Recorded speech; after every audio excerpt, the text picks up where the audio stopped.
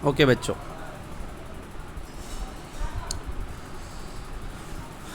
चलो स्टार्ट करते हैं। बैक्टीरिया के बताया था कि दो बैक्टीरिया के प्रकार होते हैं। एक बैक्टीरिया जो आर्की बैक्टीरिया बोला जाता है बच्चों, इसको दूसरे नाम से आर्की बैक्टीरिया भी कहते हैं। Archie bacteria.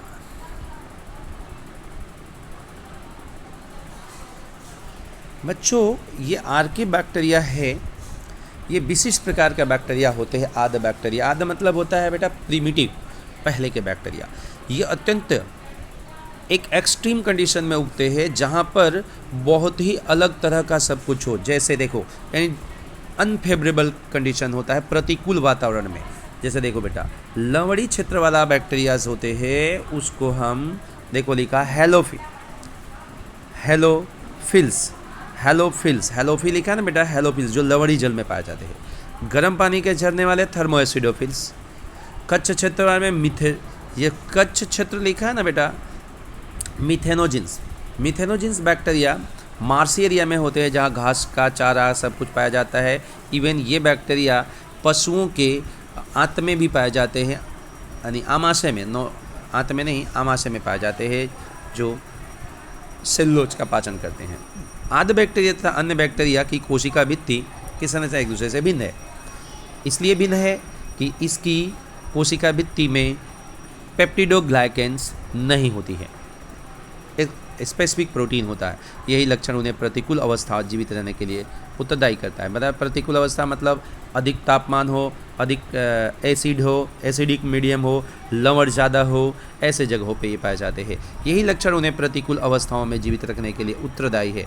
मिथेनोजेंस अनेक रूमिनेंट पशु, मैंने बताया रूमिनेंट पशु बेटा उसको कहते हैं जिसके अंदर हमारे जैसे आमाशय होता है, आंत होती है ना, तो एक रूमिनेंट पार्ट होता है आहार नाल का, तो रूमिनेंट उनको पशुओं को बोला जाता है। इस रूमिनेंट पशुओं के आमाशय में, आहार नाल में ये बैक्टीरियाज पाए जाते हैं जो सेलुलोज का डाइजेशन कर। मिथेनोजेंस की बात करते हैं, गोबर गैस में भी पाए जाते हैं, गोबर गैस बनाते हैं जाकर के, यही जाके आगे जैव गैस, गोबर गैस यानी मीथेन बनाते हैं।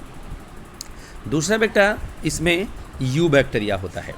जो यू बैक्टीरिया है, ये यू बैक्टीरिया वास्तविक बैक्टीरिया की तरह जाना जाता है।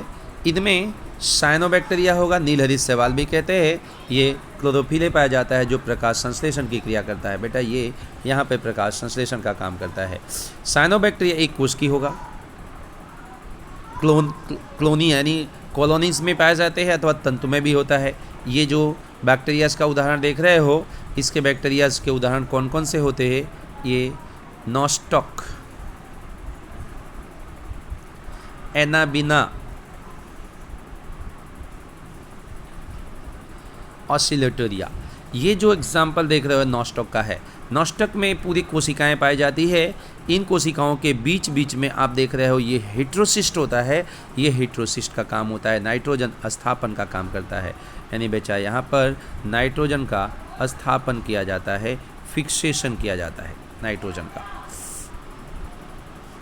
दूसरी बात, इसके अंदर ये बैक्टीरिया नॉस्टॉक, एनाबिना लिखा है पर्यावरण के नाइट्रोजन का। टीट्रोसिस्ट गलत लिखा है बेटा, हीट्रोसिस्ट होना चाहिए। यहाँ देखो सही लिखा है हेट्रोसिस्ट, इधर सही लिखा है, यहाँ पे गलत लिखा है ये वाला। ये टीट्रोसिस्ट लिखा है ना बेटा, तो ये टीट्रोसिस्ट नहीं होना चाहिए, ये हीट्रोसिस्ट होना चाहिए। ठीक है। दूसरा बात है इसके अंदर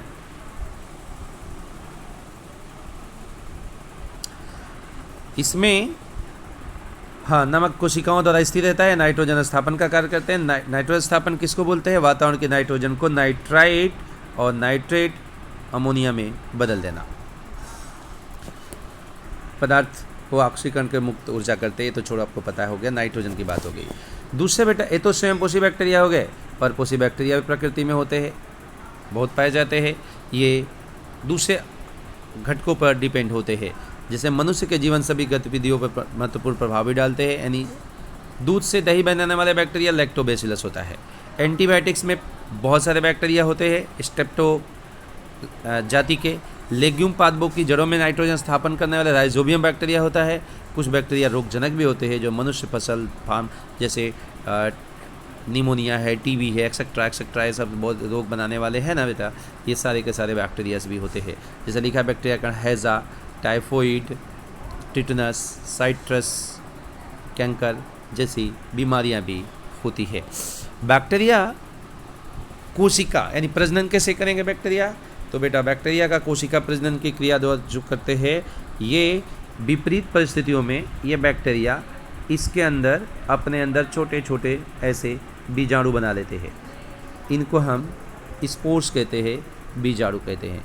यही बीजाणु अनुकूल परिस्थिति आती है तो अलग हो जाते हैं और अलग होकर के नया सजीव बनाते हैं। लैंगिक प्रजनन की क्रिया भी ये डीएनए के हस्तांतरण द्वारा ही करते हैं। बेटा एक लास्ट में इसमें वर्ड दिया है माइकोप्लाज्मा। माइकोप्लाज्मा एक बैक्टीरिया का सबसे छोटा से छोटा भाग है, इसका नाम होता है बेटा माइकोप्लाज्मा।